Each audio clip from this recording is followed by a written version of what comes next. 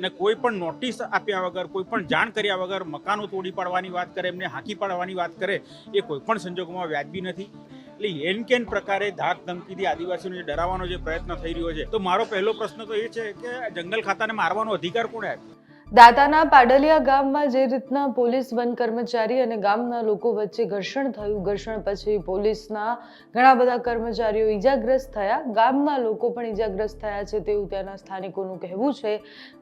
આ વિષય પર છેલ્લા કેટલાય સમયથી રાજનીતિ ગરમાઈ છે. આદિવાસી નેતાઓ આના ઉપર ખુલીને બોલી રહ્યા છે અને વિરોધ કરી રહ્યા છે. ગઈકાલે કોંગ્રેસના નેતા તુષાર ચૌધરી સીએમને મળવા માટે ગયા હતા. આ મુદ્દાને લઈને સીએમ સાથે બેઠક કરી અને એક વાતચીત પણ કરી છે કે આગળ કેવી રીતના કામ થઈ શકે. આદિવાસીઓના જમીનનો જે મુદ્દો છે એ માત્ર એ દાતાનું ગામ કે એનો જ નહીં, પણ દક્ષિણ ગુજરાતથી લઈને ઉત્તર ગુજરાત સુધી, એટલે ઉમરગામથી લઈને આ બાજુ સુધી બધી જ જગ્યાએ જે સમસ્યા છે એ સમસ્યાના સમાધાન માટે અને જે વર્ષોથી આદિવાસી જે જમીન પર રહે છે એના માટેના જે કાયદાઓ છે એ કાયદાનું પાલન કેમ નથી થતું, આદિવાસીઓને કેમ હટાવવામાં આવે છે, આ બધા મુદ્દે ચર્ચા થઈ. દાતાની આખી ઘટના પછી હવે આદિવાસી લોકો જે છે એ પોલીસ સામે ફરિયાદ નોંધાવવા માંગે છે, પણ એમની ફરિયાદ નથી લઈ રહ્યા એવું પણ કોંગ્રેસના નેતાનું કહેવું છે. કાંતિ ખરાડે સાથે કાલે અમે વાતચીત કરી હતી, એમાં પણ એવું જ કહી રહ્યા હતા કે મેં જગ્યાની મુલાકાત લીધી, મેં ત્યાંના લોકોની આખી વાત સાંભળી છે.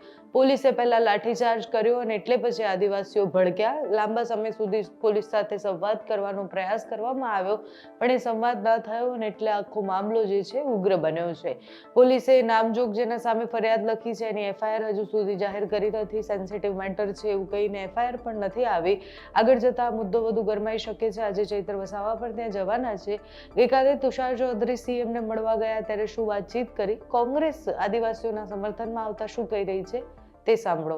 આજે જ્યારે એ લોકો પરંપરાગત બીજી પેઢી ત્રીજી પેઢીના મકાન બનાવીને રહેતા હોય અને રાતોરાત જંગલ ખાતું અને પોલીસ કર્મીનો સાથ લઈને પહોંચી જાય અને કોઈ પણ નોટિસ આપ્યા વગર, કોઈ પણ જાણ કર્યા વગર મકાનો તોડી પાડવાની વાત કરે, એમને હાંકી પાડવાની વાત કરે, એ કોઈ પણ સંજોગોમાં વ્યાજબી નથી.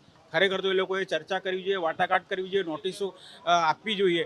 પણ આ તો કે અમારી નર્સરી છે ને એમાં આવે લોકો ઘૂસી આવ્યા છે, તો બીજી પેઢી કેવી રીતે ઘૂસી આવે, ત્રીજી પેઢી કેવી રીતે ઘૂસી આવે? એટલે એન કેન પ્રકારે ધાક ધમકીથી આદિવાસીઓને ડરાવવાનો જે પ્રયત્ન થઈ રહ્યો છે, આવી જ એક ઘટના હમણાં જ 10 દિવસ પહેલાં મારા મત વિસ્તાર ખેડબ્રહ્મામાં પુસીના તાલુકામાં પણ કાળા ખેતરા ગામે બે સગીર વયના બાળકો 13 વર્ષની એમની ઉંમર હતી, ઘાસ કાપવા ગયા હતા, તો એને પણ જંગલ ખાતાવાળાએ બે રમીથી માર્યા. હું જ્યારે સ્થળ મુલાકાતે ગયો 5 દિવસ પછી પણ એ લોકોના અંગ પર ચકામાં દેખાતા હતા, સોળના નિશાનો પણ દેખાતા હતા, અને એને જે છોડાવવા ગયા તેને પણ એ લોકોએ બે રમીથી માર્યો. તો મારો પહેલો પ્રશ્ન તો એ છે કે જંગલ ખાતાને મારવાનો અધિકાર કોણે આપ્યો?